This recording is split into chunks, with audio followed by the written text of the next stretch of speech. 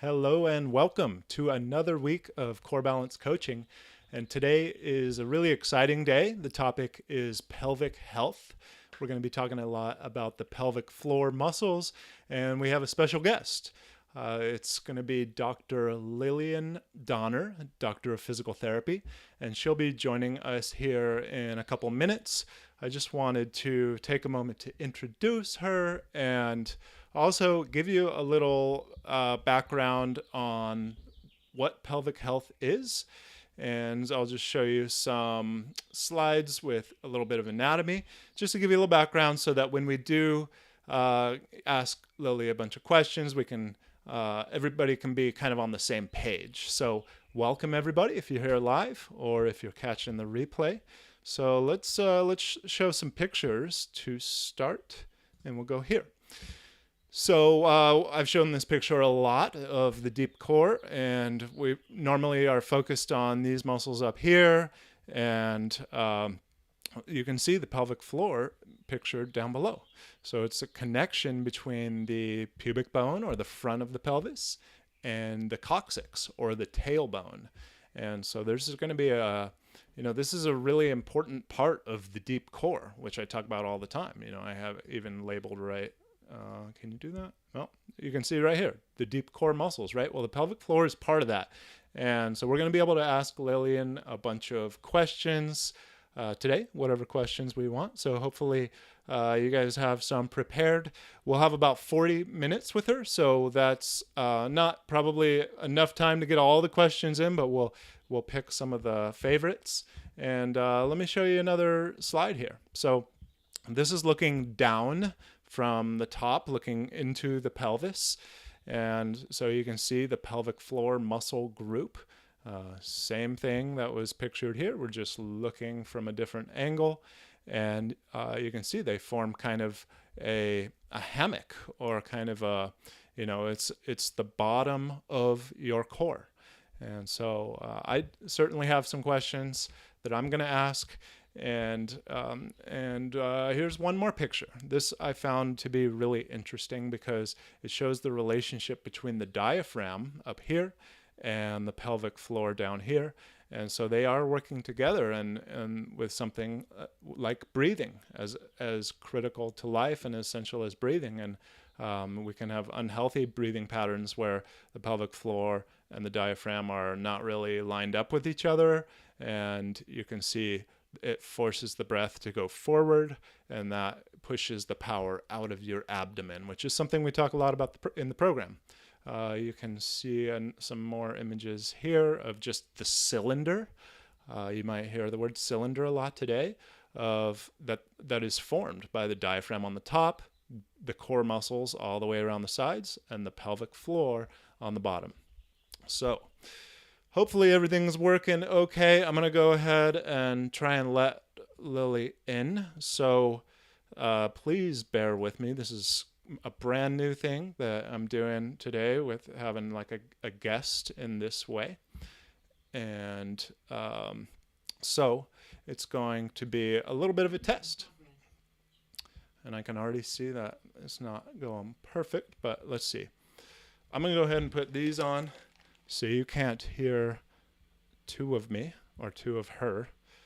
And this is going to be my speaker.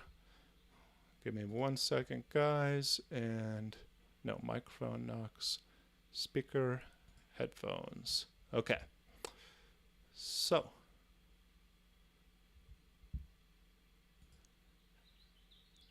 are you there, Lily? Okay, you can hear me. Oh, there you are. All right, perfect. So I'm gonna go ahead and you're not on screen yet. I'm gonna, let's see, do that or no.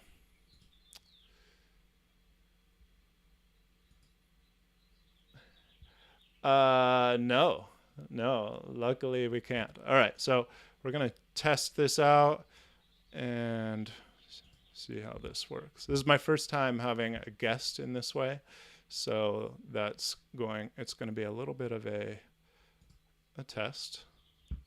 Let's see how this goes. All right, there we are. So hopefully everybody can see you because I think that it's possible. So hello, Lily, and welcome. I don't know how many people we have here, but we have a bunch of interested people to hear what you have to say. We don't talk a lot about the pelvic floor in in the program, the core balance training program, and I haven't talked about it on a live stream yet. So this is a topic we've been waiting for a long time. I feel As so honored. as you know, I've been wanting to have you on the stream for a long time. So just welcome. Thank you so much for giving your precious time to be here. And I know you have two kids and life is busy for you. So we just really appreciate you making your time.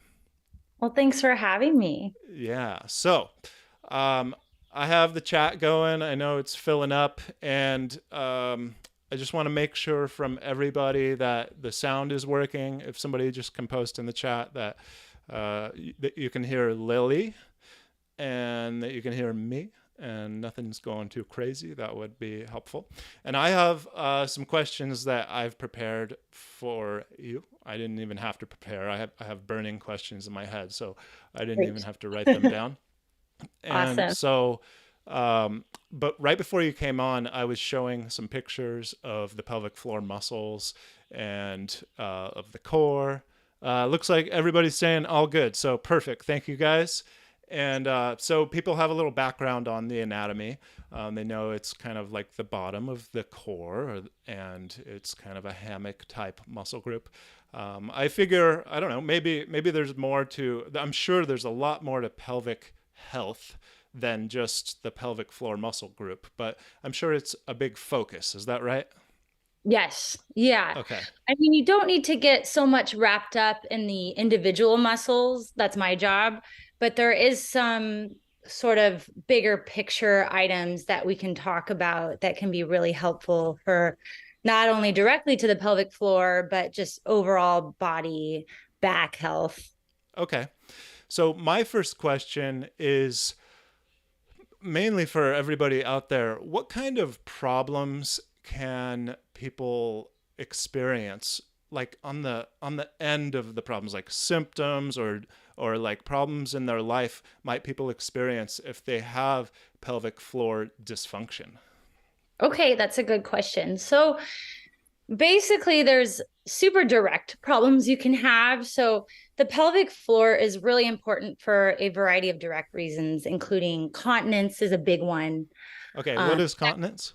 Continence is basically your ability to control your urine and your bowels. Okay. Basically, if you're going to pee or poop yourself, you're going to want your pelvic floor to prevent that. Okay, gotcha.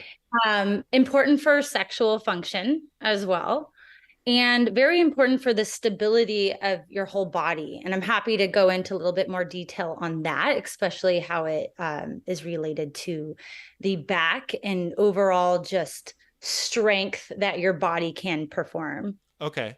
So you talked a bit about the function of the pelvic floor.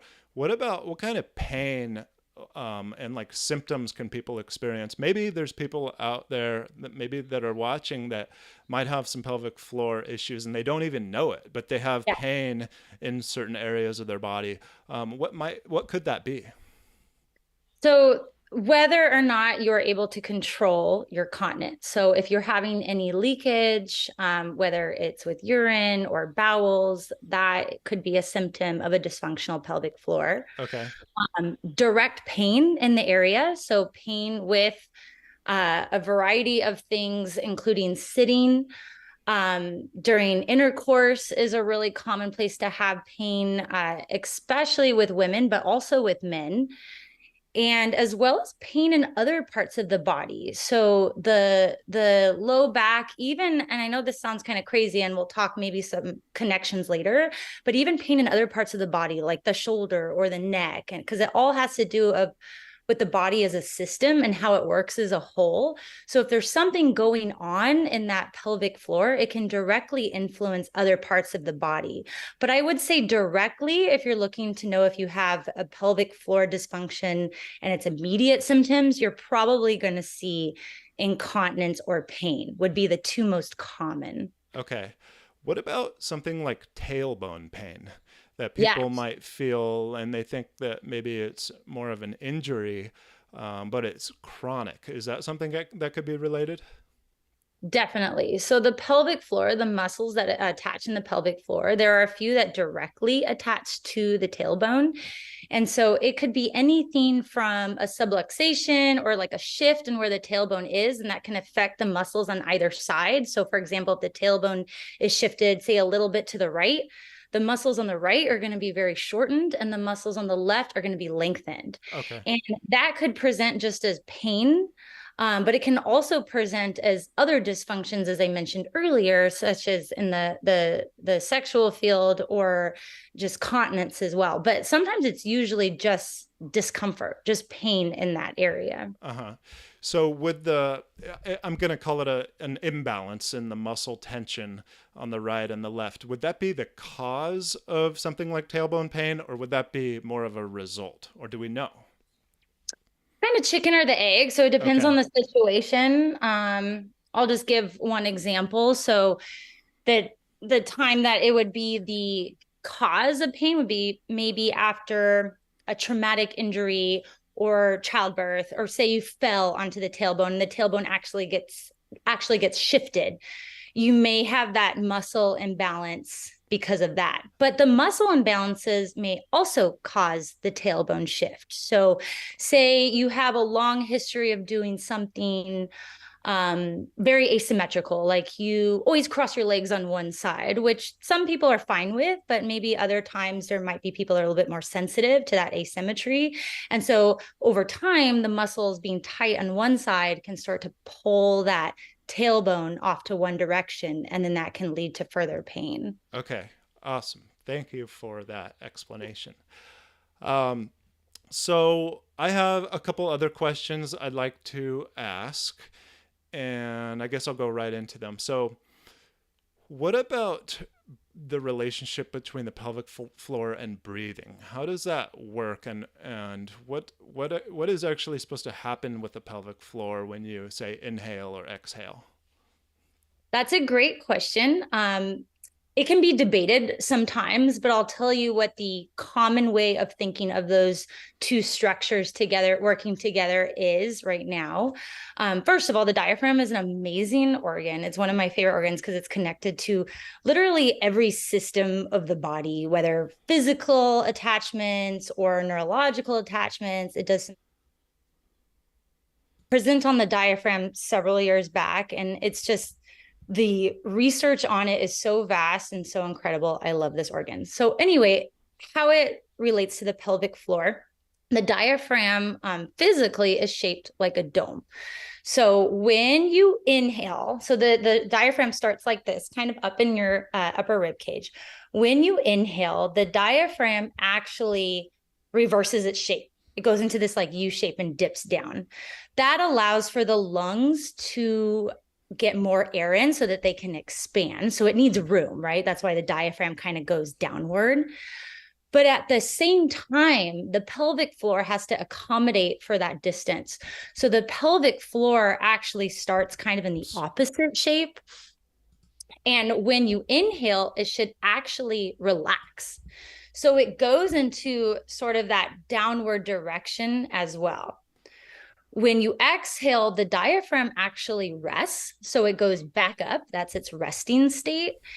And when you exhale, the pelvic floor, it's not necessarily going to do like a full Kegel active contraction, but it's going to go more to its resting tone where it is going to contract a little bit and it's going to move upward. So you've got these like two dome shapes that are doing this every time you inhale and exhale.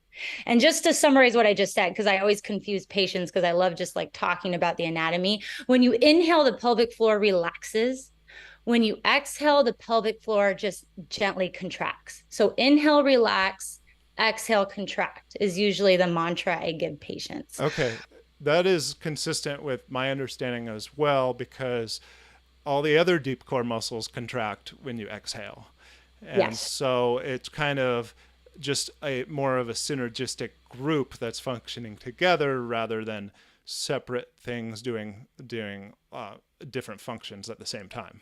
Yes, ideally it should work together, and it's all about maintaining a pressure system. So if you're inhaling and the pelvic floor, I'm sorry, the diaphragm is going downward, but then at the same time you're trying to contract. So you're taking this deep relaxing inhale, but then you're contracting your pelvic floor, which actually I would say the majority of my patients are doing initially. That creates this pressure imbalance because you have one dome going one way and the other dome going that way, and it's just kind of pushing against each other. So, from my understanding and what really works with my patients, it's to try to get those two In coordinated sync. with each Yeah. other. Yeah. So Now, instead of them contracting at the same time creating massive pressure, yeah, and then when you exhale it totally releases and there's massive swings in pressure.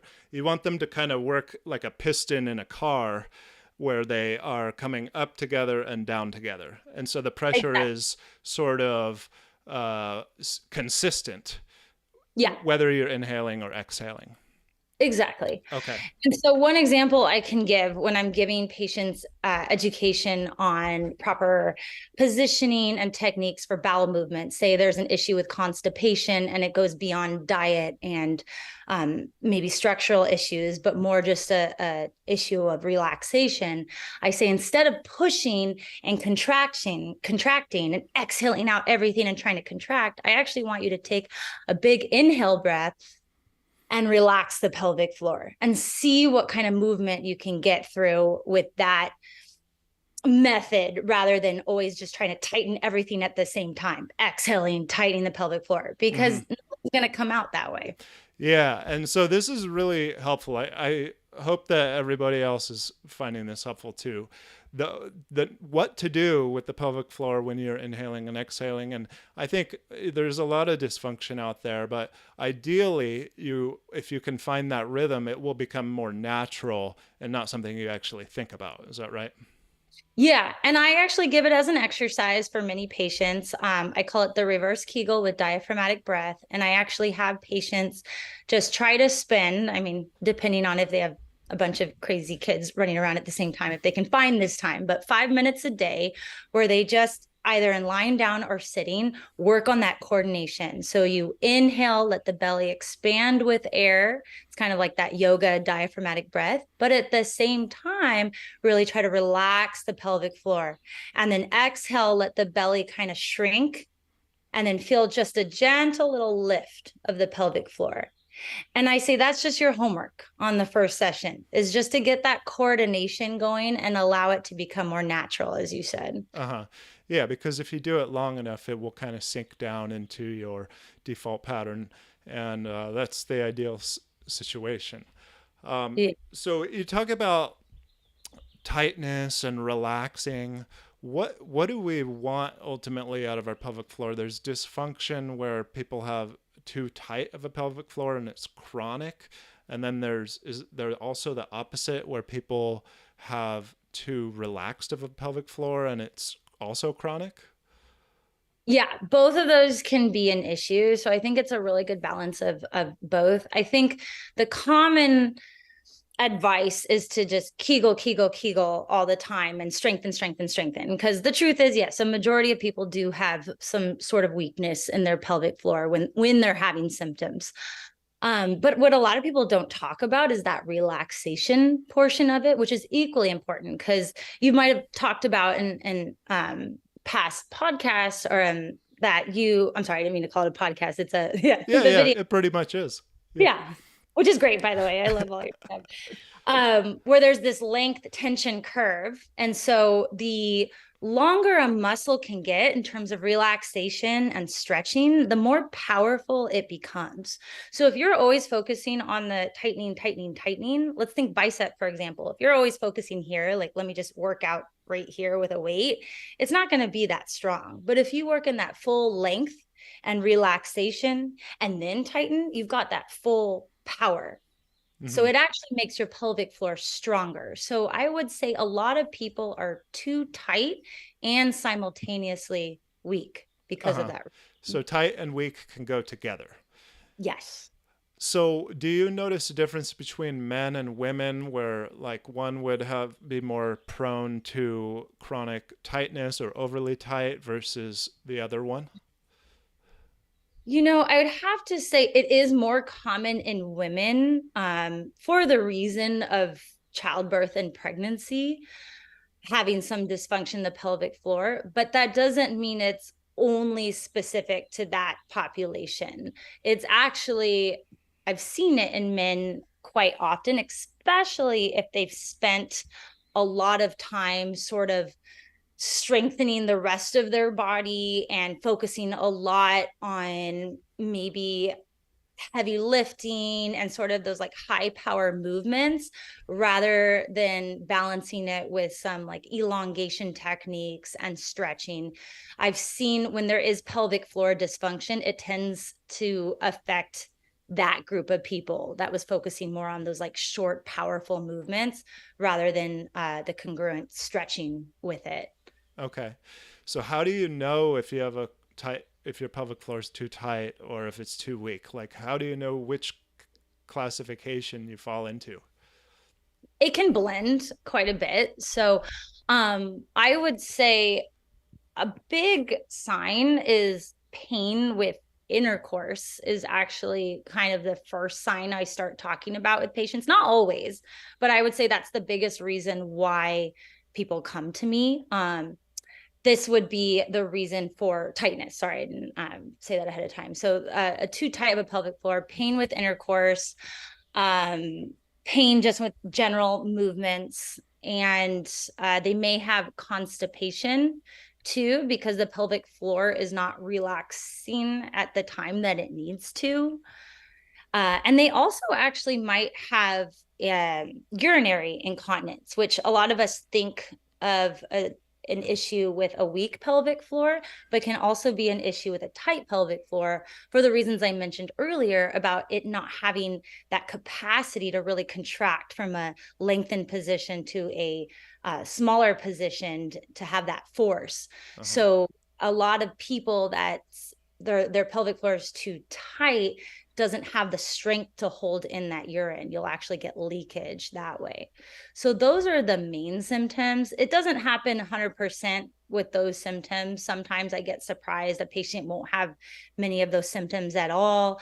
And I'll go in and find that they have a very tight pelvic floor or just the opposite as well, where I think, okay, this person's definitely going to have a tight pelvic, everything that they're saying. And I go in and it actually doesn't feel that tight.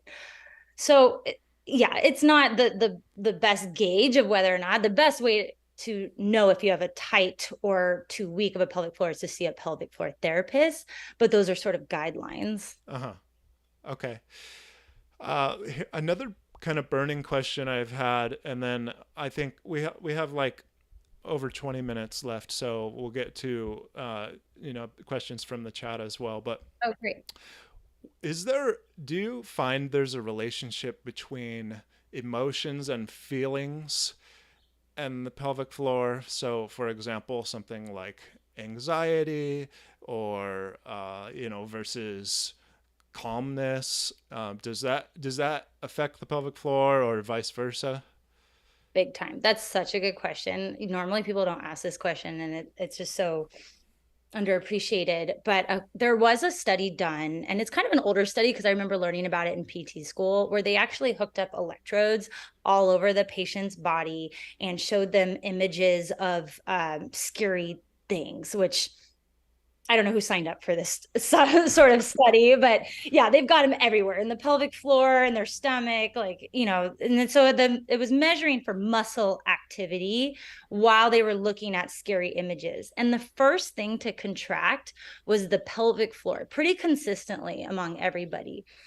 And I'm sorry, I don't remember the authors of the study, so maybe we can put it on later, but what that told us was that when there is fear for any reason, we all know anxiety is based on fear, that the pelvic floor is going to contract first. And that maybe like some evolutionary tactic to maybe prevent us from peeing ourselves when we're running from a bear or whatever, but it's there, and it contracts right away. And so if you're chronically in fear or an anxious person, it may be that those muscles are going to chronically tighten, and lead to these dysfunctions. Wow. And then the opposite of the spectrum is true as well. There are some recent studies that have shown dance with like sort of flowy type music, and I'll have to get the authors of those studies as well.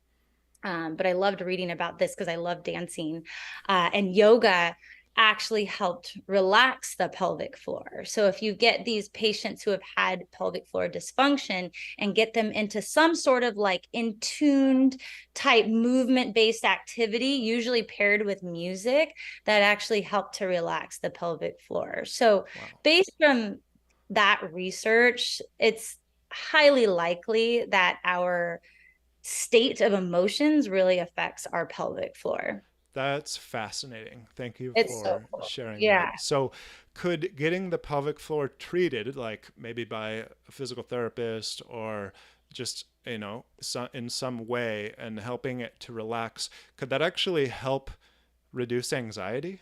Does it work in the reverse like that?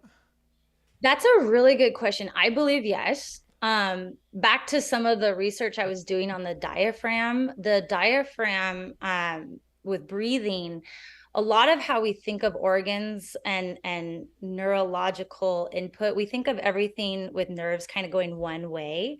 But what they're finding in the research of the diaphragm is there's actually some of the electric impulses going the opposite way from the diaphragm. So, what we can conclude from that is as we're working on that breathing and the diaphragm, we can actually send signals to other parts of the body. And so, I believe the same can be true about the pelvic floor as we learn to kind of release some of the tension that we might be holding in that area. It can send messages to the rest of the body.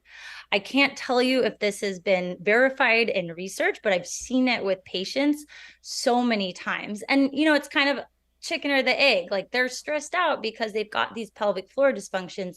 We help the pelvic floor dysfunctions, and all of a sudden the rest of their life gets so much better. But it's what was causing that. Was the fact that they were stressed out causing the pelvic floor dysfunction, or was the fact that they're having pain with intercourse causing them stress? So either way, I think it's a win-win situation when you treat pelvic floor dysfunction. Yeah, it seems like the muscle group can actually hold on to emotions and stress. And so if you can release that, release the muscle group, maybe some of that tension will, in the emotions can be released as well. I totally believe that. And with all parts of the body. And I feel like everybody's got their part of their body that they hold onto things with. Like mine happens to be my neck and shoulders, but I've had patients where I've worked on them on different parts of their body, release the muscle tension, and they're in my office just crying. And I'm like, oh my gosh, are you okay? Did I hurt you? And they, I don't know why I'm crying.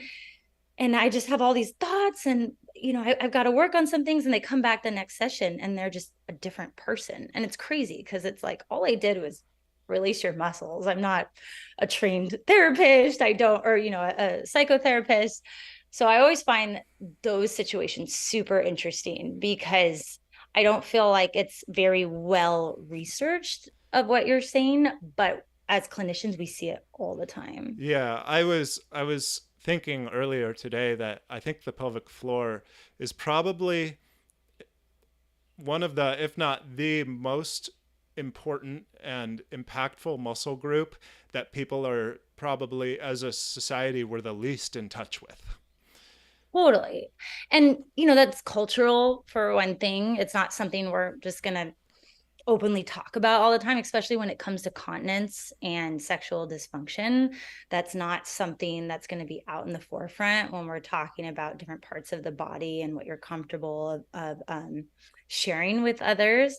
But I want to share the analogy that Mary Mastery gives with the soda can. Have you heard? You remember this back in PT school way back in the day? Yeah, we talk about the soda can in the program. Yeah. Oh, awesome. Okay, because I love that because the base is your pelvic floor, right? And so you've got this great strong hand. You can't smash it when everything is intact, but you start poking holes in different spots, and that thing just starts to crumble. And so the bottom of the can in Mary Massery's analogy is the pelvic floor. The walls are the spine, and then the top is the diaphragm.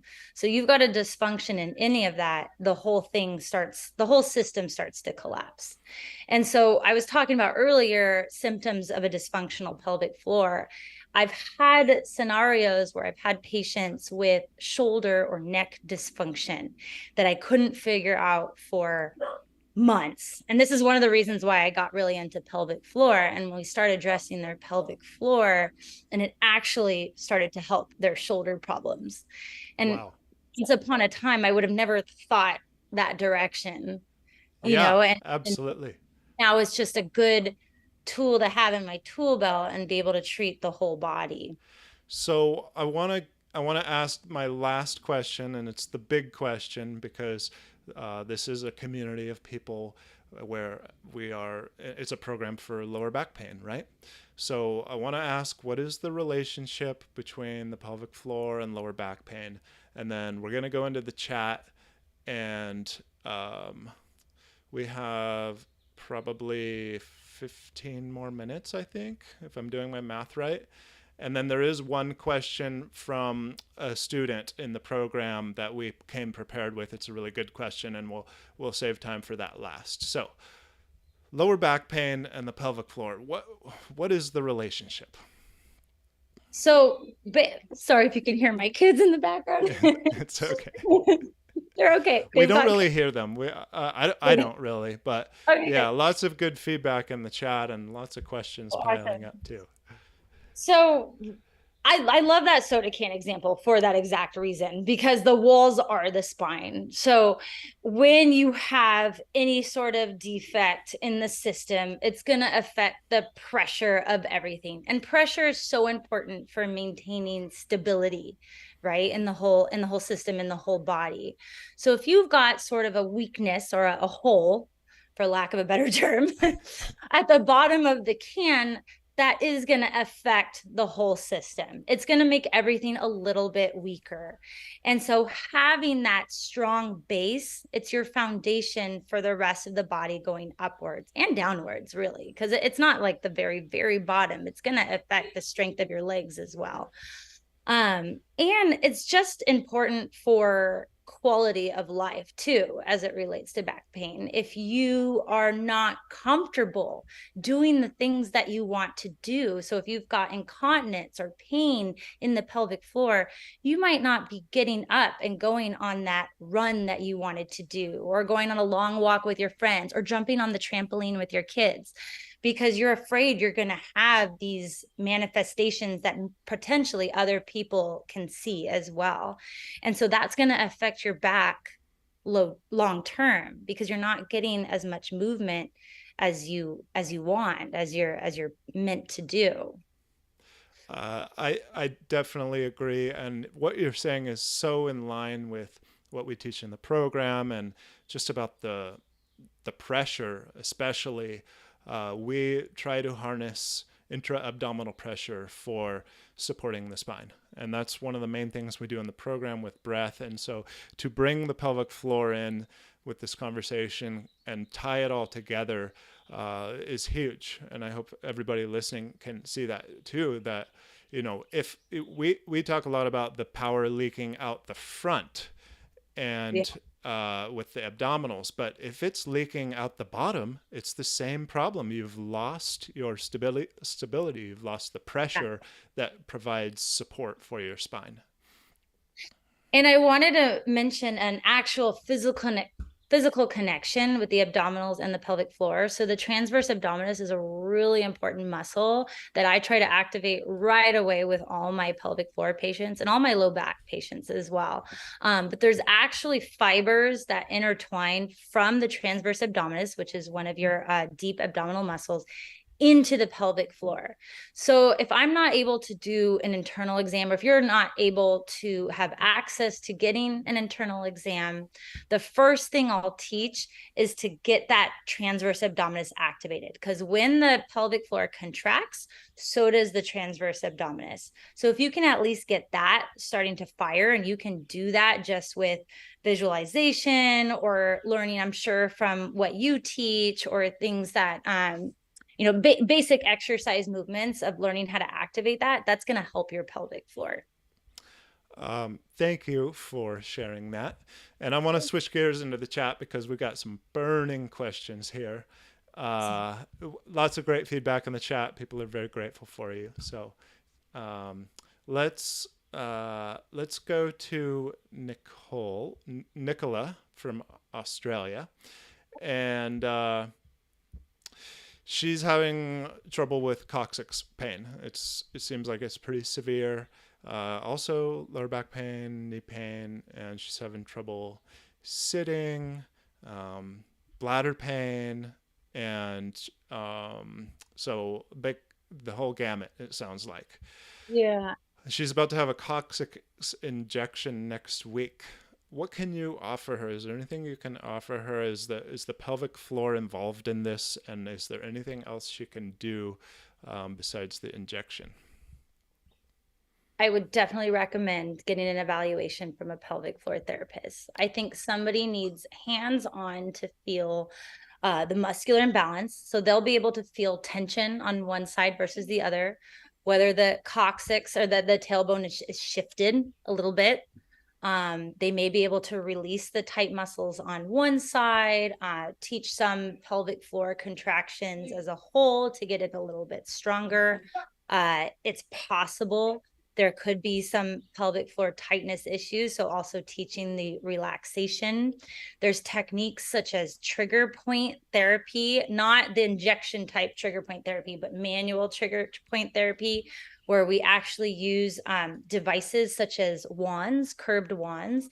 And it's basically like a hold right onto the muscles in order to get the muscles to release. I wouldn't try any of this on your own without getting that specific evaluation, but I would say there are a lot of options with a pelvic floor therapist besides the injections. And I'm not saying injections are necessarily bad. In fact, they help a lot of people, but it just depends on what your comfort level of how invasive of a procedure do you want. So the injections are obviously going to go through the skin. So my usual route is to try the least invasive thing and then go on to more invasive techniques. But I don't know the history, so I'm not giving specific oh, there we go. You still there? Yeah. Okay. Not giving specific medical advice, but to just try other options and seek multiple opinions. So how do you find a pelvic health specialist? There are so she's in Australia. I don't know the name of the Australian Institute. Well, she may not be in Australia. The name is Nicola, okay. Australia. Maybe she's Oh, here. okay. So the APTA does have a women's health section where you can search for therapists. That's the American Physical Therapy Association, right? Yeah. Okay. American Physical Therapy Association. There's also Herman and Wallace, I believe, have a search as well for anybody that's certified through their program. And then Pelvic Guru is another one. And so the way these systems work is if you're certified through their system. So it doesn't encompass everybody. And there are some therapists who don't go through the full certification, but still practice pelvic therapy. And so sometimes it's just word of mouth and getting Google searches of the local area. And I would say more rural towns, unfortunately, don't usually have those resources. Pelvic therapists tend to reside in sort of the busier cities. So where do you live? Can these people come see you? I actually live in a small town now. We just moved up into the San Ynez Valley into Bealeton, which is Santa Barbara County, in the wine country. And so I I just left the practice I was at a few months ago, and I'm going to start my own practice very soon.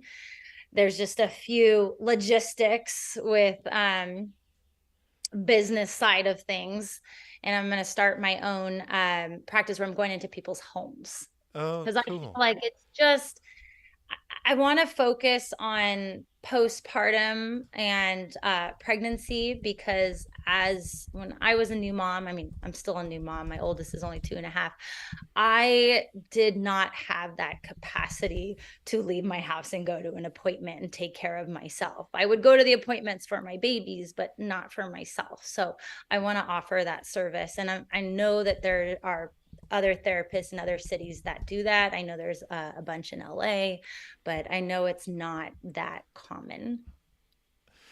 Yeah, so I that's awesome that you're going to be starting a practice, and we will put a link down in the chat for people that if people want to get on like an email list from you or something, that when you do start your practice they can get notified. So we'll put Great. that in the chat. I'll put it in right now, and we can actually And put I it know in. there's PTs out there that will do virtual appointments. The legality will depend on the state of whether PTs can provide those virtual appointments. And then the post-COVID era virtual appointments are always ever changing, whether or not that's covered by insurance. Although there are a lot of pelvic PTs that will do cash pay, and usually they can do the virtual appointments. But Okay. whether or not it gets covered by insurance depends on what's going on in the insurance world. Yes. We don't want to talk about that right now. Yeah, don't even get me started on So that. I do see another question coming through in the chat. This is from Nicole Cisneros, and she is asking about the relationship between SI joint pain or the SI joint and these muscles. Do they affect the SI joint? Definitely. Actually, that is a big, when you asked me earlier about a symptom of pelvic floor dysfunction, I didn't specifically say SI, but that is a huge indicator of a possible pelvic floor dysfunction. And the reason is, so the SI it stands for sacroiliac joint. So it's the attachment of the sacrum, which is the middle bone in your body, like right above your tailbone, and the ilium, which is comprised of the two sort of giant pelvic bones, which I'm sure you've given some detailed anatomy on that. So what can often happen is one side of the pelvis of the ilium can sort of shift a little bit and create a little bit of imbalance from one side to the other. Whether or not that's going to cause dysfunction varies from person to person. Like some of us have really asymmetrical hips and we're fine, but some people aren't. And what causes that is either a muscle imbalance from maybe one side being a little bit too tight, or maybe some sort of big or even mini trauma, such as like stepping off a curb a little bit wrong, and you create this asymmetry. But all these pelvic floor muscles, or most of them, attach right there onto one of those bones, whether it's the ilium or the sacrum. So yeah, for sure, if one hip is a little bit rotated, that's going to affect the muscles. And then the other way around, if the muscle's really tight in the pelvic floor, that's going to affect the position of the bone. And where people most often get pain in this whole kind of region is right at that connection at the low back on both sides, sort of the like dimple area, which is considered the SI joint. Right. So yeah, it is all related for sure. And oftentimes, if there is a pelvic floor dysfunction, I will check for that asymmetry in the SI joint and sort of help them correct that first, and then treat the pelvic floor. By the way, I have just extended the Zoom, so it was limited to 40 minutes, and I just extended Okay. it because this is going so well. So if you don't mind, Okay. we've got more questions. Sure. This is just super helpful for people. So we have one coming through about diastasis recti. Is there a relationship? And she also asked about lower back pain and stuff, but we already talked about that. So what about the diastasis recti?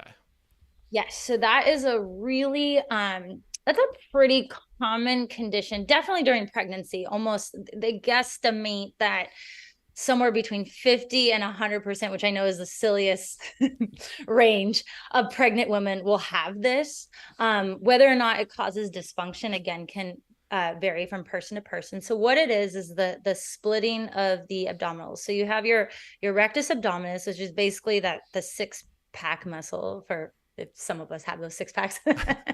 So there's that fascia right in the middle, like a line. It's the linea alba. It's just a band of fibrous tissue. What can happen with pregnancy is it'll start to split apart just because of, the size of the growing belly.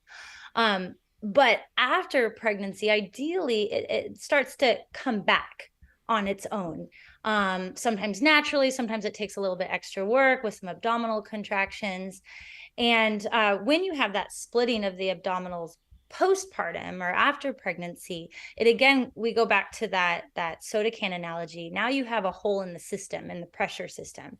So we've got the walls of the soda can now having a dysfunction or a weak spot, and that again is going to affect the whole system.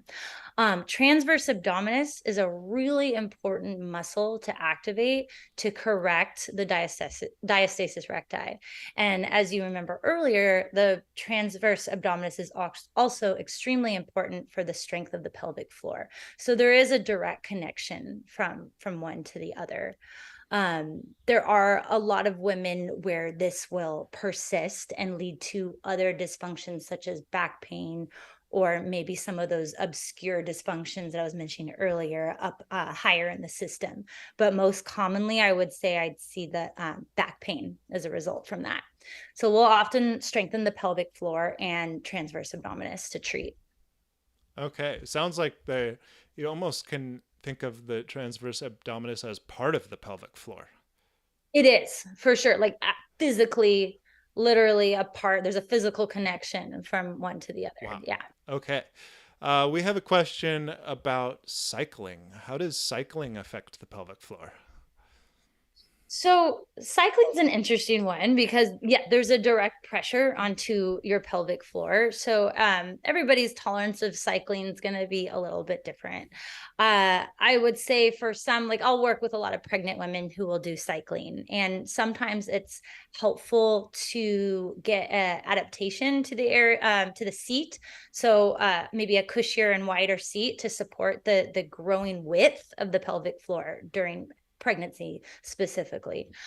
But then there's also sort of that added impact of cycling when you're sort of standing up and moving.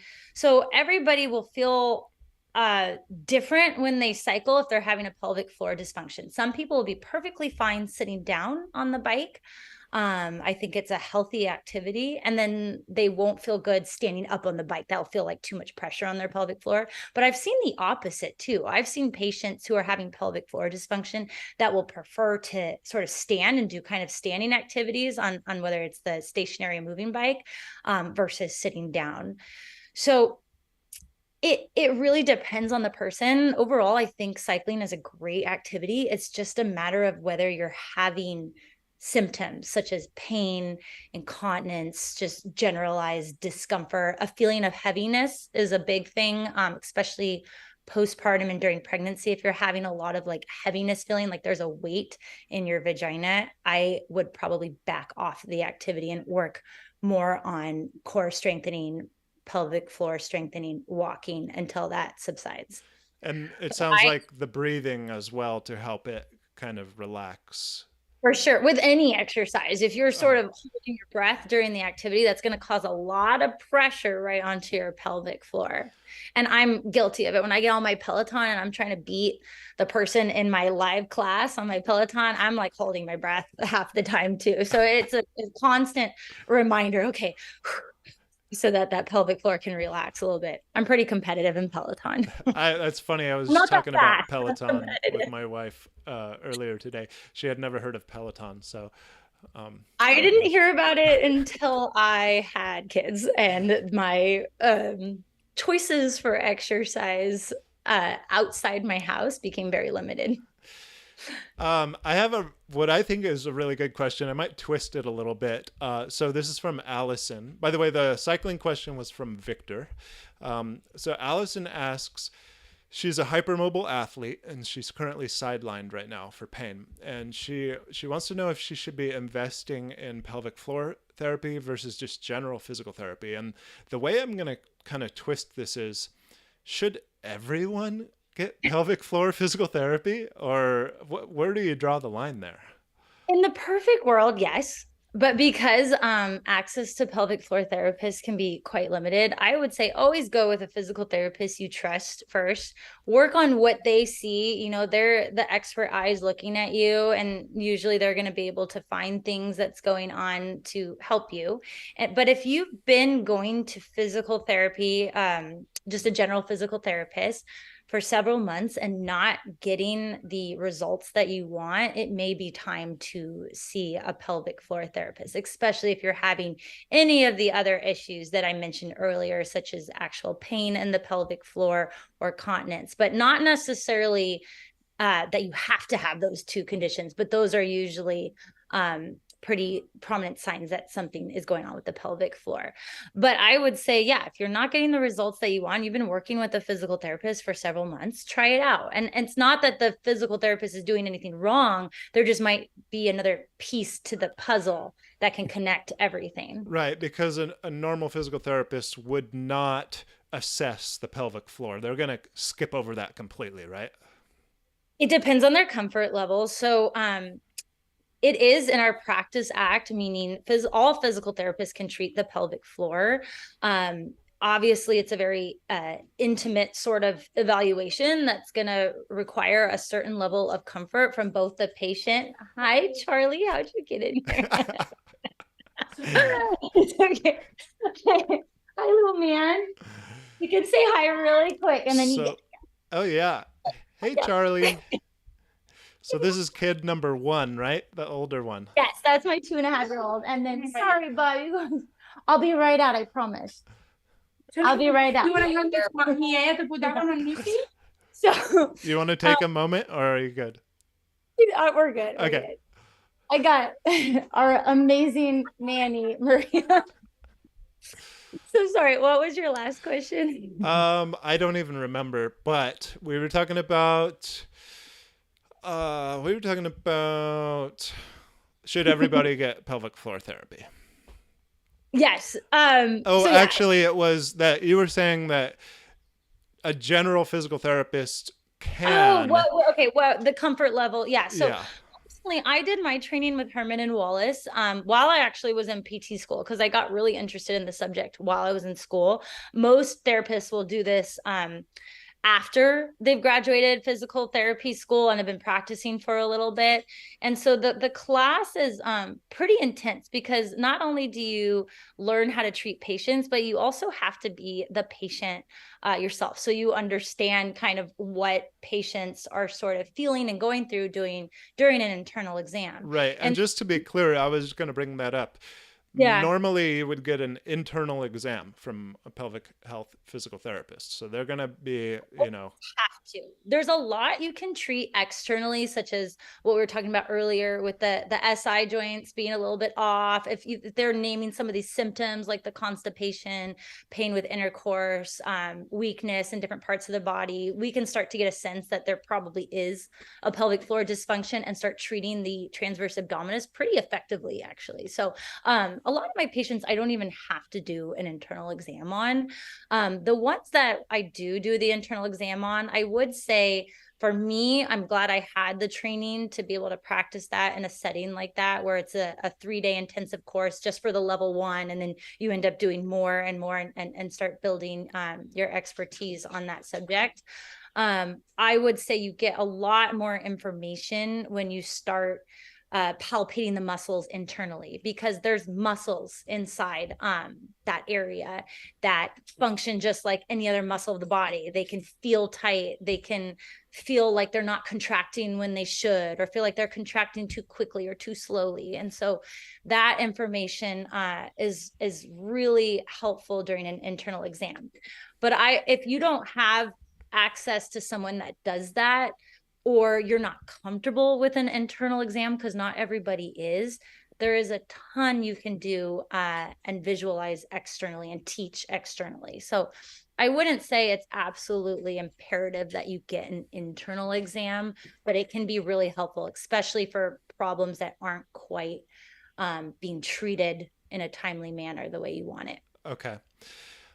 So it looks like to me we are not gaining ground on the chat questions. We're actually losing ground. So we're going to try and do, if you can do succinct answers, Okay. and we're going to try and catch up. We'll do our best. So Beth wants to know if biofeedback works with this thing. Yes. Okay. Yes. Biofeedback's great, whether it's done with a big, crazy expensive system in your pelvic floor office, or you just buy one of those Kegel meters off of Amazon and just get information of whether you're seeing, whether you're contracting or not contracting. I think just seeing on like a screen or a little analog, whatever, can be helpful. Okay. Somebody wants to know, is there an exercise to activate the pelvic floor or to be aware of it? So the most common advice I give, everybody needs a different visual cue, but I like to say, try to imagine you're picking up a pearl with, if it was a woman, your vagina, if it's a male, just with your base. You just feel like you're just trying to pick up a pearl upward. So you're not necessarily thinking squeezing, you're thinking pulling up. Okay. And just to give clarity for people maybe that came late, there is a tendency to overprescribe, or maybe not even just people who are qualified, but everybody kind of says do Kegels and tighten, but sometimes you don't want to do that. Is that right? Think of it as an elevator. This is another exercise they give. So there are 3 levels of this elevator we're on. So level 1, sort of your resting base. Level 2 is a little bit more lifting, a little bit more tightening. This is like, okay, I got to pee, but I don't want to pee myself. And then level 3 is that full contraction, like you're picking up something heavy, or you're jumping on a trampoline, or you're about to sneeze. And then level 0 is full relaxation, peeing or pooping. Practice going with in those levels. So try to go 0 to 1, 1 to 2, 2 to 3, and then drop down slowly, 3 to 2, 2 to 1, 1 to 0. And maybe just play with those levels a little bit. So you're not just thinking of contract, relax. There's somewhere in between. Mm-hmm. We have a question from Sarah Lee that I'm going to go ahead and answer. We've talked about yoga in the past, and she says she loves yoga, but there are several passive stretches with which she thought were not a good idea, because I've talked about the difference between active and passive stretching. So she's a little confused, and you talked about yoga earlier. So I just want to clarify to Sarah and anyone else that there are some yoga classes that are very passive, and then there are others that are more active. And so it's not all one or the other. And you can do yoga where it's just primarily just active movements, and that's where you're going to have more, long-term effects from the stretches. So just want to clarify that. The advice I give with yoga, because I used to teach a class on how to make yoga safe for you, and it's not about necessarily the precise postures. Yoga is all about just staying present with your body. So if something doesn't feel right, or it feels uncomfortable, or if it hurts, you have to kind of stay present within yourself to know that that's not a good movement for you. And vice versa. If something is really feeling good and you're like, wow, feels really good to stretch this area, I feel like it's really helping, then stay tuned with that, because you may want to repeat that movement later on another day. And so it's really easy in yoga to sort of think in all different directions, like what am I going to make for dinner, what I did earlier with my kids, or whatever. But the most important thing about yoga is just staying present with the sensations you're feeling with the posture. So as long as you're kind of doing that, you can do things to heal your pelvic floor. That's a really great answer. So thank you for that. Yeah, Stephanie has a great question. So we do the bridge a lot in the program, and she was wondering if the pelvic floor should be engaged while doing the bridge. And I'm going to go ahead and say that it probably has something to do with breathing. yeah. I play around with that exercise a lot. So if I'm working on just pure strength, I might just say, okay, let's do the pelvic floor contraction with the bridge and then relax it when you come down if we're just working on something simple. We actually hold the bridge for long periods, so we stay Okay, up in the bridge. so you can work on endurance with the pelvic floor. Typically, when I'm starting out with a patient, I don't try to go too much longer than 5 to 10 seconds if they have a really weak pelvic floor. So you may be holding the bridge and do the Kegel contraction for a couple of seconds, release, couple of seconds, release. Because ideally, you should be able to separate your gluteal muscles, which are really performing most of that bridge activity, your glutes. You should be able to do a Kegel contraction without letting go of your glutes. So if you can hold that bridge and sort of contract the Kegels, relax, contract the pelvic floor, relax, that is amazing for coordination. Because you're teaching your body, I don't need to just squeeze my butt to perform a pelvic floor contraction. I can do this separately. So learning, yeah, the control of those muscles is really important. So Yeah. it's not just about tightening or strengthening, and it's not just about stretching or loosening. It's learning the control throughout the full range that they have. Yeah. And one thing I didn't mention earlier, but it's super, super important. There's what we call accessory muscles, where you start to recruit muscles that don't really help you and from a continence standpoint. So I'll ask patients to do a Kegel and they'll really squeeze their butt and they'll squeeze their inner thighs really, really hard. Well, that's not going to stop you from peeing yourself. You have to really learn to separate those muscles from the pelvic floor muscles.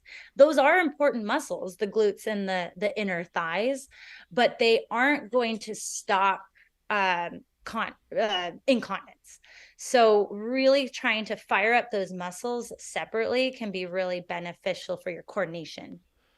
Uh, yeah, and I really liked the elevator analogy for the full, just getting that range of the contraction as well. So this is all Yeah. really great. Yeah, that one's a great technique. I try to do that with everybody. Um, okay, next question: is this a coincidence? I've had chronic UTI since menopause with the lower back pain. Oh, actually, this might not be a question for you or a question at all. She says, but doing the exercises in the program, she's had no UTIs. So yeah, that is a question for you. Is there a relationship between UTIs and all this stuff? Yeah, there's definitely again, chicken or the egg. Are we having sort of dysfunction in these muscles of the pelvic floor where they're contracting or tightening too much, and this is causing lack of full bladder emptying, right? That can cause the UTI, but also we can get UTIs for other reason. And when the muscles of the pelvic floor sense an issue in the bladder, they might also reflexively tighten and cause other symptoms such as low back pain. And that can be an instance of simple as dehydration. So when you're dehydrated, or say you drink a lot of bladder irritants and your bladder sort of in this irritated state, your pelvic floor is going to contract reflexively because it's trying to like protect the area, and that can start to cause other issues like low back pain. Keenan asks, should we be doing a Kegel on the exhale? It's specific to an exercise in the program, but we're going to say that the general answer will apply to any exercise. Yeah, the general answer is yes. Okay, Kegel on the exhale, and then try to allow the inhale to relax the muscle. That pressure down from the diaphragm coming down can help that relaxation phase of in the Yes. breathing cycle. And it's confusing for a lot of people because when we say diaphragmatic breathing, we say inhale, expand the belly. Well, most people are trying to make that very active. They're trying to push out their belly on the inhale, but it really should just be the belly filling up with air. So it should be a very relaxation inducing movement where everything should be relaxing, even though the belly is getting bigger. It's just filling with air. We have a lot of gratitude from Nicola, who is the one from Australia. She's going to start looking today for a pelvic Oh, health therapist. And Australia, just so you know, Nicola, does have some fantastic therapists. I mean, a lot of what we learn is from Australia and New Zealand. So you're not, there's no shortage down there of good therapists. A lot of research comes from Yeah. Australia. Yep. Yeah. Um, so we have a question, what is the SI joint? But I'm gonna have to. It's. Just answer quickly. There's two of them, and it's the connection between the two hemipelvises and your sacrum, and it's in the most palpable in the back, so you can kind of feel these two bumps in the back of your pelvis, and that's right about where the SI joint is. Um, all right, so we're getting close. We're getting close to catching up here, and I don't even know if there's any. Let's see. I think there's a question here. Does weight matter? Yes. Well, it's all about control. So if we have more weight than what we can control with our muscles, then it becomes an issue. So the more weight on our body, we're going to have stronger muscles to support that. Otherwise, it will lead to dysfunction. Okay. So there's no like specific ideal weight in my mind, as long as you have that muscular control. So, And back to the diastasis recti, somebody was asking, and I talked about pregnant women. I have seen it with men who have increased abdominal weight. So that can actually cause that splitting of the abdominals and have sort of that dysfunctional relationship with the pelvic floor. and that could also the weight could potentially lead to something like prolapse as well. Is that Yeah, possible? prolapse can happen with extra weight, but it also can happen with in situations where there's no extra weight. So Okay. So it's most common after childbirth, but usually years down the line. can we just talk about prolapse a little bit, because it Yeah. was one of the questions my wife had, and just like, what is it briefly, and how does that relate to the pelvic floor? So prolapse is just a weakening of the pelvic floor. It's describing how, I know this sounds a little bit scarier, but the organs in the area, such as the uterus, are starting to descend a little bit. So one of the functions of the pelvic floor is to act like a sling and kind of hold everything up.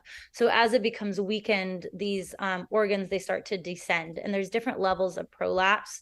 The most severe level, the organs will actually start to bulge outside of the pelvic floor, and those are pretty severe cases that are sometimes treated surgically, but there's also sort of not so severe levels 1 and 2, where that can be treated with just muscular contraction, such as pelvic floor therapy. So yeah, pelvic health physical therapy and pelvic health in general is not just muscles, right? We're dealing with a lot of organs in there as well, but they are being held up by this hammock-like muscle group. Yeah. Okay, so let's go to a question from Abel. He wants to know, are you going to see men at your practice because he is in the Santa Barbara area, or will you only be seeing women? I'm going to start my practice seeing out women postpartum and pregnancy, just to sort of keep a niche at first. I may expand it in the future. I do have resources in the Santa Barbara area of people that do treat men. There's somebody at Cottage that treats, and I can provide you the name later because I can't think of it at the top of my head. And then there's a few private pay therapists in Santa Barbara that also treat males. Okay. I They're know great. my wife is currently seeing one in Santa Barbara for she just gave birth, and my friend also sees this therapist through Sansum. Is she? So my friend is a male. So is she one of them? Yes, yes, yes. Yeah. Or can we say her name? Oh, can I? Yeah, I wasn't sure if this. Yeah, Thaisa. Okay. Um, can never pronounce her last name, and she is a dear friend of mine, Sokorvido. She's Okay. Russian, Russian background. But yeah, she's great. She does treat males as well. And Sansum tends to have a pretty big wait list, which is why it wasn't the first thing I mentioned. So it'll take about 3 to 4 months to get To in. get in But with her. Yeah. And this is true of a lot of outpatient clinics that take insurance. So get on the list, get your name in, and then just call. My front desk staff, previous front desk staff is going to hate me for saying this, but just start calling every day Every day. until somebody cancels, and then usually they can get you in a little bit sooner. Squeaky wheel. All Yeah. right. So Sarah Lee, we are getting close to catching up, and then I'll have this one question that we came prepared with, and then we're going to wrap it up. So Sarah Lee asks if there's a relationship between tummy tucks after, I think, giving birth to twins and lower back pain or pelvic issues. So that's a surgery, right? That's a surgery. I Okay. would say that is mostly done for aesthetic purposes, from what I understand. I actually don't see a ton of patients post-operatively with that, which I should. I think they should all be referred. But I think with any type of surgery, the Trauma to the muscles in the region, right? trauma to the muscles, yes, the muscles might be reattached, the skin might be where it should, but whether or not that muscle is functioning the way it should really depends on how you are effectively contracting it and putting that attention to it. So I would say a surgery like that isn't going to correct the underlying pelvic floor and muscular issues. It's something you have to work on after the fact. And this is really, really true for cesareans and really for any type of surgery, whether it's in the knee or the shoulder. There should be active work after the fact, ideally with a trained physical therapist, to get those muscles functioning again. Yeah. Anytime you have a surgery, there's going to be interruption to the nerve flow of the muscles, right? And so Yeah. that's what controls the muscles. And so you want to retrain that nervous system, the neuromuscular system, to be functioning optimally again. Totally. And on that topic with C-sections, which are dear to my heart, because my dog is trying to get outside while I talk. Just let him out. I've got 3 kids, actually, 2 humans and 1 dog. Okay, got him. I hope that in the future of medicine, after you've had a surgery like this, or even the tummy tuck, that you are automatically referred to a physical therapist, just to make sure that your muscles are healing correctly. We would never even dream of somebody having an ACL surgery on their knee and then not getting physical therapy afterwards. So I think any major trauma like surgery like that should be immediately referred to a physical therapist. Agreed. And so can pelvic instability, I guess that would be more like something like SI joint, right? I don't know. Lead to I gotta say, gluteal. this kind of catch-all term. So yeah, Oh, okay. we can have really loose joints in our SI. Women tend to have looser joints than men. And then pregnancy can definitely loosen up those joints even more. Or if you have an underlying connective tissue disorder that causes hypermobility of all your joints, and there's various conditions out there that can lead to sort of instability. But Okay. instability, it's just, again, a matter of that control. Do you have the muscular control for that instability? So the actual question is, can it lead to gluteal amnesia? Oh, Is that gluteal. something you see? So like not being able to fire up Yeah, the the glutes kind of shutting off, which yeah. you'll Yeah. see in people. I think it's probably more related to excessive sitting on the Yeah. glutes does I a like really that good. term, amnesia for the glutes. Yeah. Okay. That makes sense. So yeah, again, for that length tension curve, say the SI joint or the hip bones are a little bit off. If one glute is over lengthened, it can become inhibited and be have amnesia. But yes, if they're from disuse, from sitting all the time, or even something as simple as we even sit down to go to the bathroom, right? So like huge percentage of the world squats to go to the bathroom, which means they're actively kind of using their glutes and their legs multiple times a day in that squatting position. And we're not. We're having sort of that disuse and inhibition that comes with disuse of those muscles. And I'm sure you talk about a lot how important the glutes are for pretty much the whole body. I treat the glutes if you've got a pinky toe injury. It's such an important muscle. So, Lisa Bavona asks, how do we know if we're doing the Kegel wrong or Kegel? I don't know how to say it. Yeah, I know it's kind of like tomato, tomato. Um, so one trick you can do, I don't recommend this as an exercise, but see if like while you're urinating, you can stop the flow of urine mid pee. And if you're able to effectively stop that and hold for a few seconds, then that muscle is working. But I don't recommend that as an exercise because I don't want you to mess with your flow of urine. Once you start peeing, I want you to just pee. But if you just want to check once or twice, that might be a more obvious way of knowing if you're doing it right. You can get sort of those devices I was talking about earlier. There's lots of stuff on Amazon. Biofeedback. The biofeedback, where they're actually devices that you insert into your vagina, and you can check to see if the machine is picking up a muscle contraction. So those two are, I would say, are mostly effective, those two techniques to knowing if you're doing it right. A pelvic floor therapist will also be able to check, though, if you're engaging too much of your inner thighs or your glutes or things that these other techniques aren't going to pick up on. A question from Sherry. She's a regular on the live stream, so happy to get an answer for this. Can you have a situation that Kegels actually are detrimental due to muscles in the area being too tight? And she said she joined the stream late, so we did talk Okay. a little bit about this, but can you give a Yeah. kind of a brief answer on that? Yeah. So again, it's that length tension curve. If you're always sort of in this contracted state, contracted state, contracted state, not only is the muscle not that effective and strong at contracting, but when it's chronically tight, just like any muscle, it can cause pain and discomfort. So what you really want to work on is that full relaxation in between the contractions. So a lot of people really do have to just focus on the relax, relax, relax. And again, it comes back to that elevator technique. Level 0, full relaxation, peeing. Level 1, I like to say, is just like that kind of baseline level you're holding all the time, so you're not peeing yourself while you walk.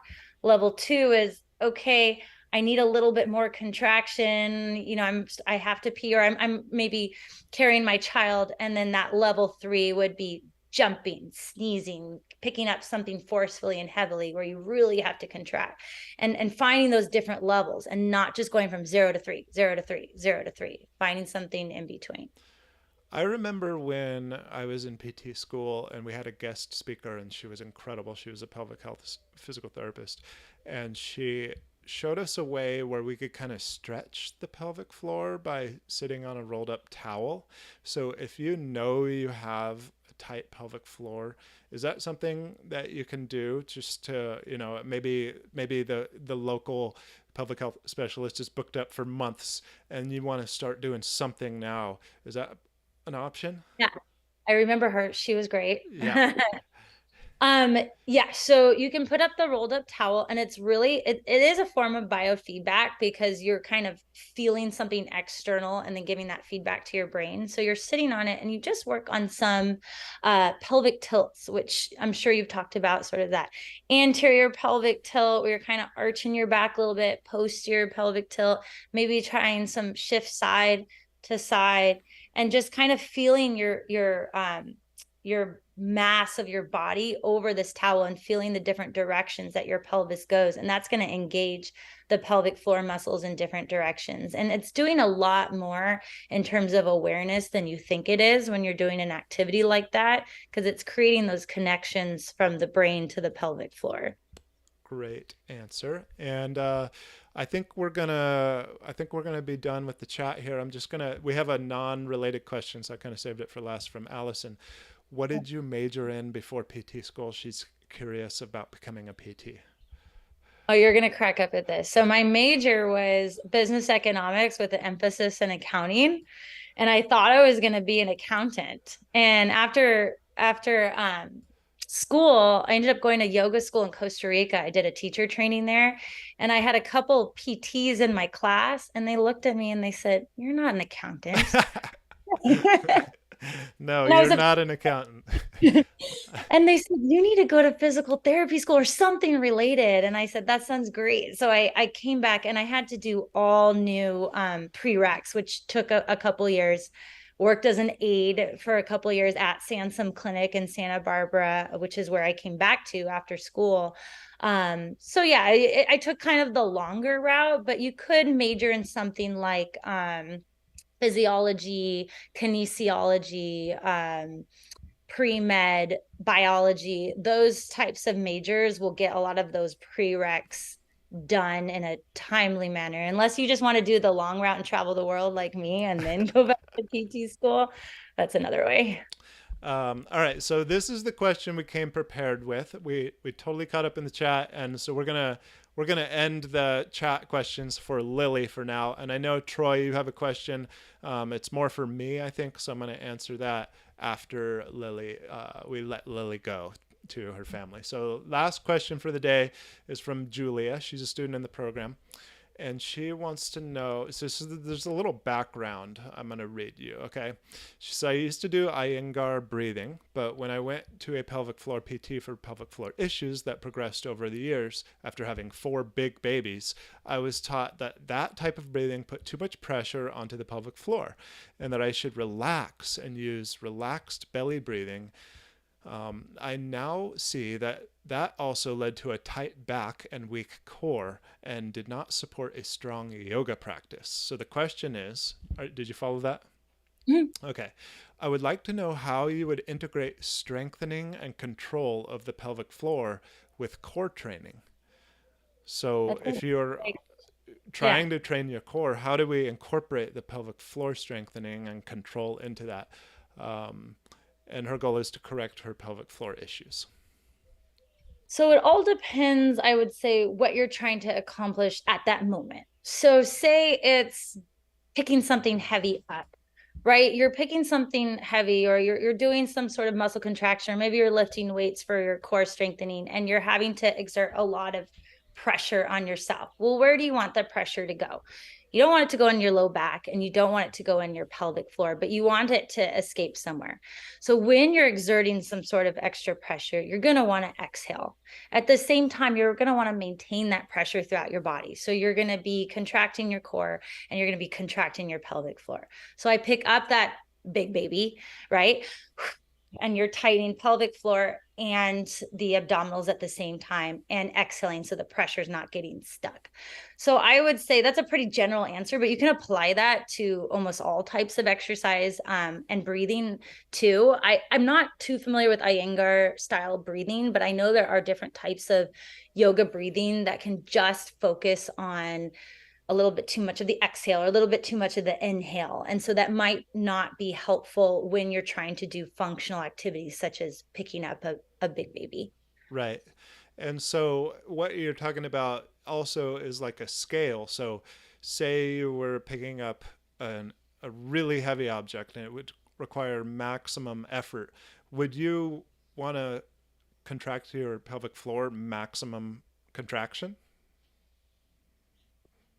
I guess it depends on how heavy the object Yeah, is. if it So was if it like was maximum lift. maximum, yeah, I would, especially if you have a history of low back pain or incontinence. That would be a time, if any time, for your max contraction. I don't prescribe max contractions that often. I think it fatigues the pelvic floor to always practice that. But that would be the scenario that you're going to need all hands on deck in terms of muscle Uh-huh. activity.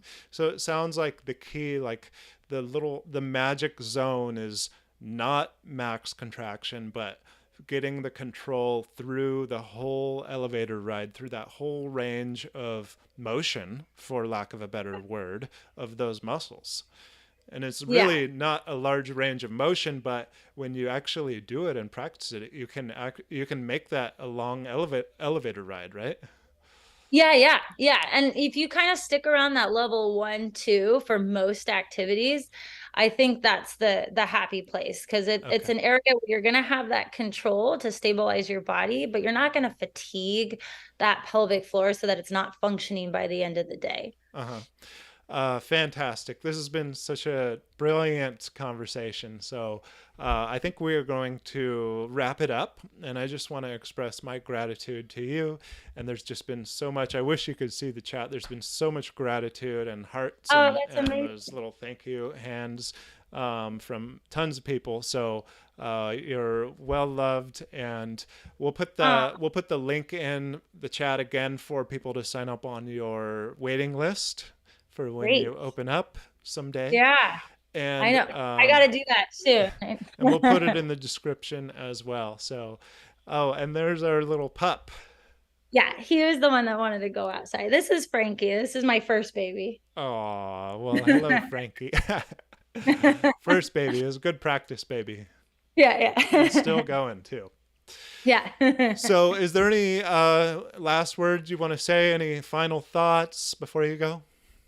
I just wanted to say thank you so much for having me on here. I think what you're doing and this project that you've created is so amazing. And I've known you for a long time. So it's really cool to just see you helping so many people and really thinking outside the box and starting to talk about the pelvic floor and how it relates to everything that you're doing. So that's great. Well, thank you. And I hope to have more conversations about the pelvic floor because, like I said, I think it's one of those muscle groups that we need to be more in touch with. Yeah.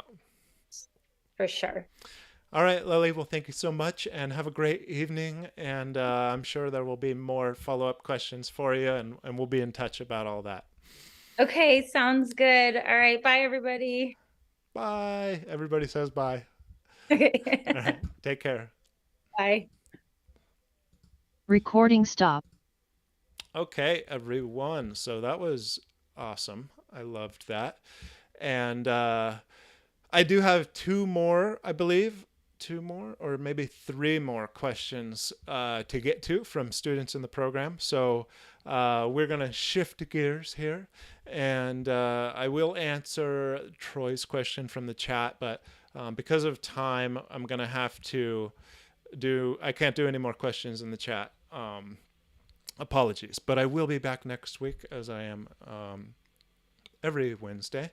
So Troy's question was, how long should I give my SI ligaments time to heal up before I start doing asymmetrical movements again, like marching, hip bridge, lunges, etc.?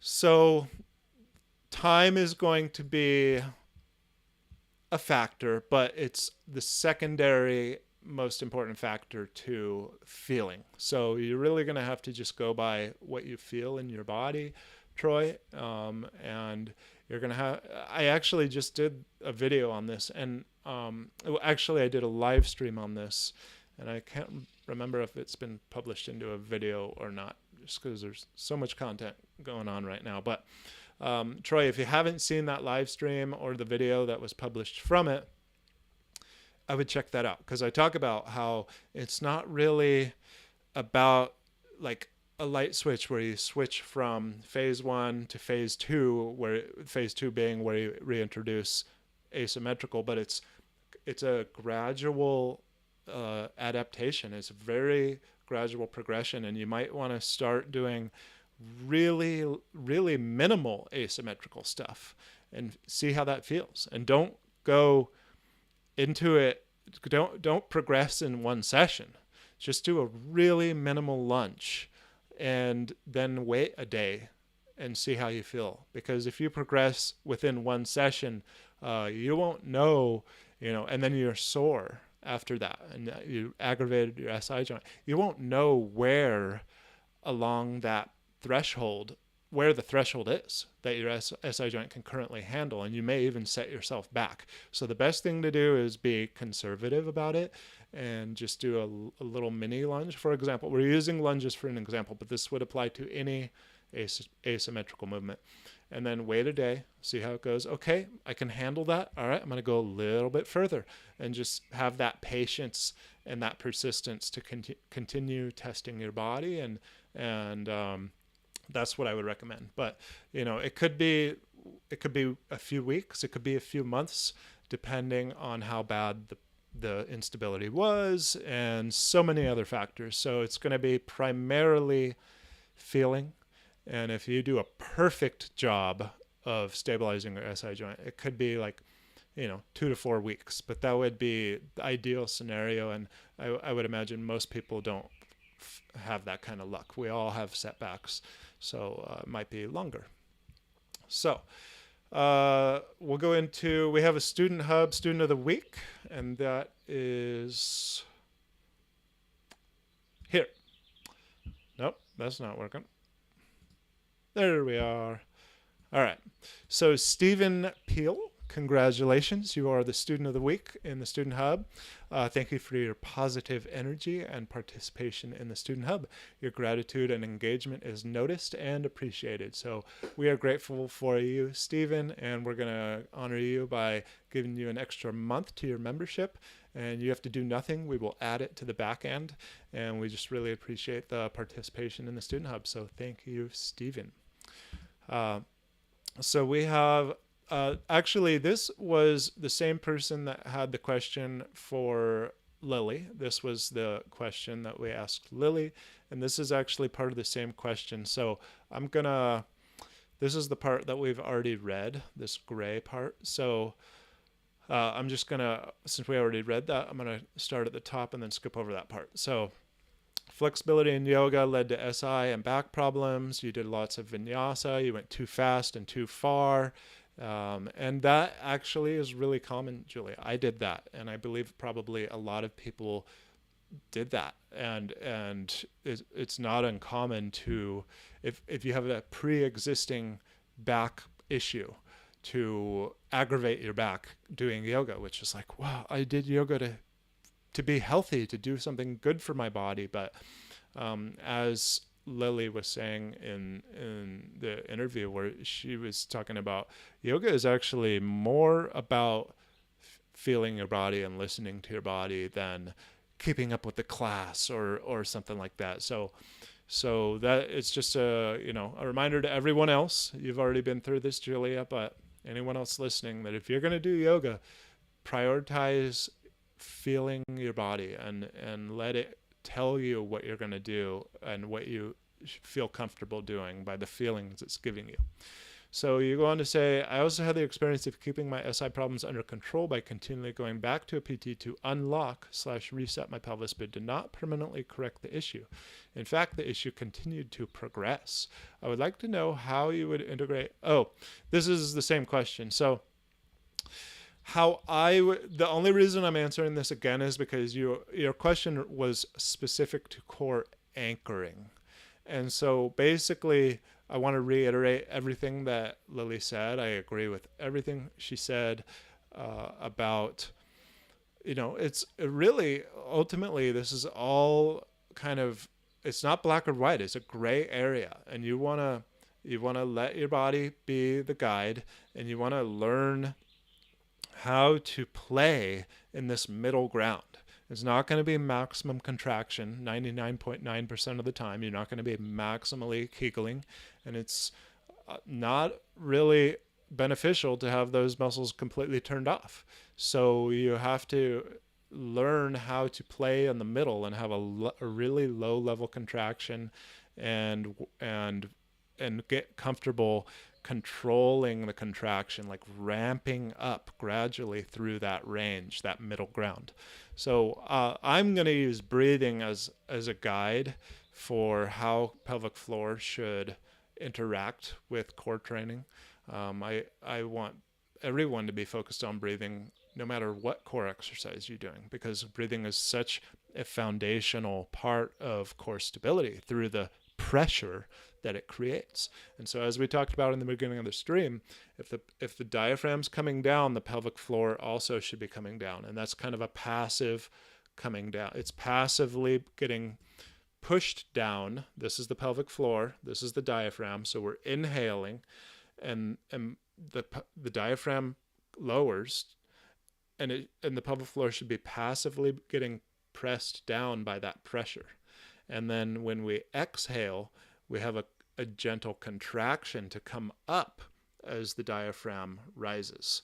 And so they work together in unison to maintain this constant level of pressure in the core throughout whatever exercise or movement we're doing. Now, ideally, that happens kind of subconsciously. But for people with a pelvic floor dysfunction, you may have to relearn how to do that consciously, and then do it consistently enough with focus for it to sink down into the subconscious. So hopefully that helps for you, Julia. Kelly asks, can't find anything pertaining to the piriformis being in spasm and pressing on the sciatic nerve. That's what is happening to me. Is there a stretch to relieve the spasm? I guess I need to go to here. So I have treated people in person with this, piriformis spasm pressing on the sciatic nerve. And so manual treatment can be effective to kind of release that tiny little triangular muscle called the piriformis. It's underneath the glutes, and the sciatic nerve does go through it, or sometimes under it, and if it's tight, it will press on that nerve. So yeah, manual treatment is a thing. And then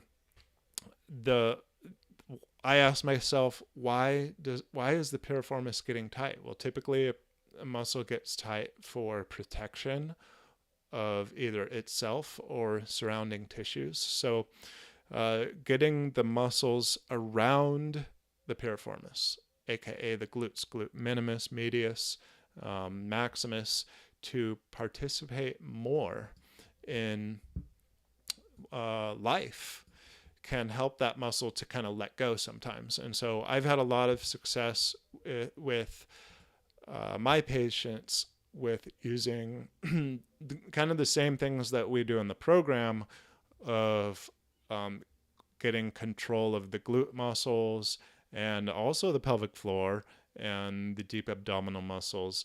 Improving that can a lot of the time help these more I'm going to say surrounding muscles to let go if they've been protecting for some other reason. But if it's stuck in a spasm, you might need a little manual treatment, so some hands-on to release that muscle, and then you want to support it with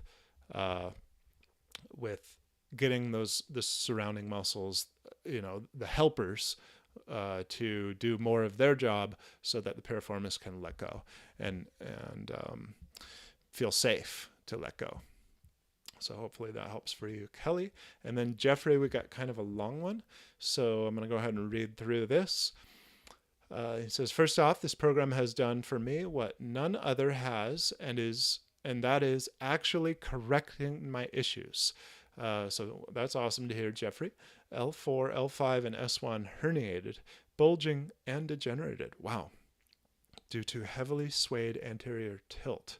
So that's, you got the full gamut, probably like me, but I haven't got imaging in a while, so I don't know.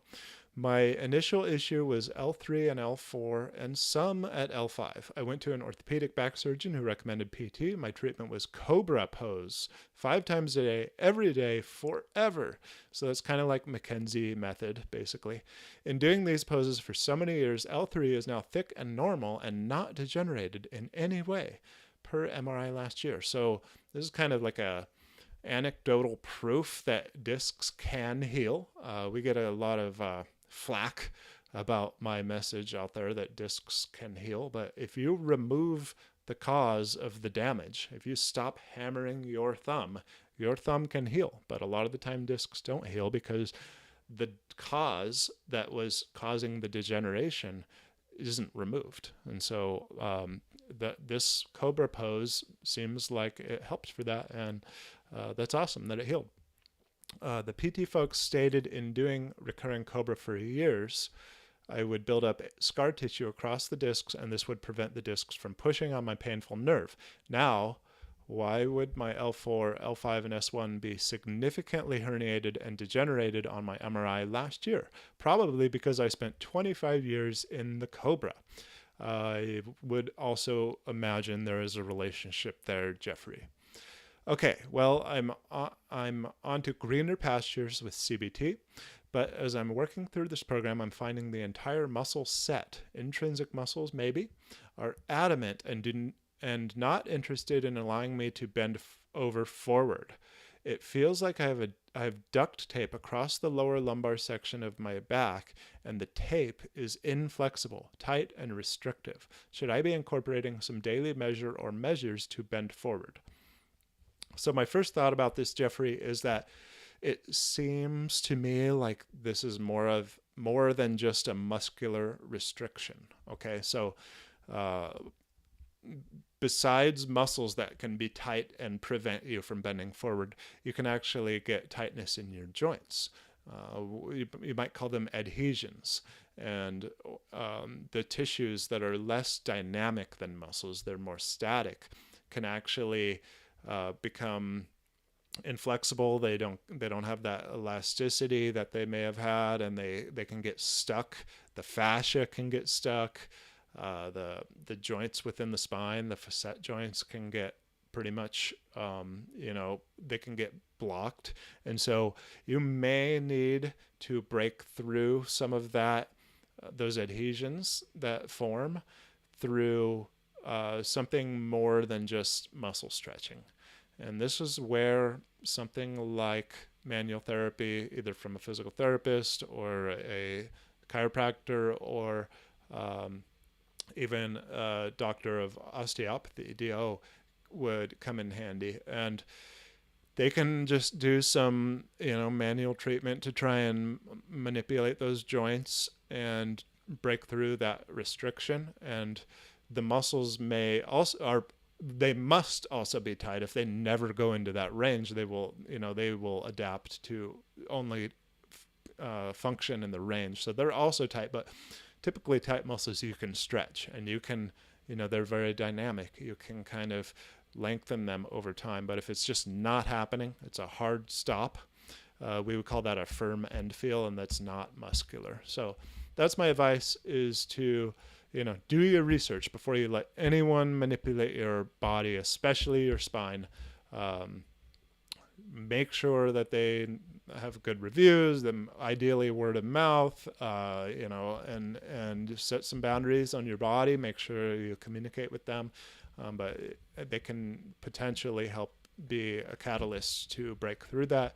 And then you can start doing. So the answer to your question is yes, you should, but you may need some help. So the question for anybody wondering was, should I be incorporating daily measures to bend forward? So yes, but you may need some help to be able to do that. So hopefully that helps for you, Jeffrey. And I think that is every question for today. Probably did more questions than ever before. We're getting we're about an hour and 45 minutes into the stream. So if y'all are still here, feel free to hit that like button, support the stream, support what we do, and help spread the word that there is a solution to chronic lower back pain, pelvic health, pelvic floor dysfunction. There are things you can do to improve your life without surgery, without pills, and even without injections. And so it was amazing to have Dr. Lily Donner on the show. And I'll post that link one more time in the chat. So that's for now, because she doesn't have a website. We made a little thing for her on ours, and it's corebalancetraining.com/Lily. And you can, I don't know if you can click that in the chat, but you can go into, copy paste it and get on her email list for whenever she is ready to, start seeing people privately, or maybe just get emails from her if you're not local. But she is, she's going to be treating people locally in kind of the northern Santa Barbara County area. She's in a rural area. So, yeah, thank you all for being here. Yeah, it was super fun. And I felt like it was a success primarily because we didn't have any too bad of technical difficulties, and Lily was just amazing to have. So thank you again, Lily. If you ever see this, thank you everybody who showed up live and for all the great questions in the chat. And we'll do it again next week. Next week's topic is going to be, what is it? It's going to be spinal fusion surgery. So I'm going to talk about the things that I know about it, the things that I would do if I had to get spinal fusion, how I would maximize my outcome to have a successful outcome if that was something that I had to do, and what I recommend for before and after the surgery. So and also we'll talk about statistics and whether or not that's something that you should do. But some people need to do spinal fusion, and so there's a lot of those people out there, and I want to be able to send some positive messages to those people as well. So that's for next week, and until next time, get down on the floor and connect.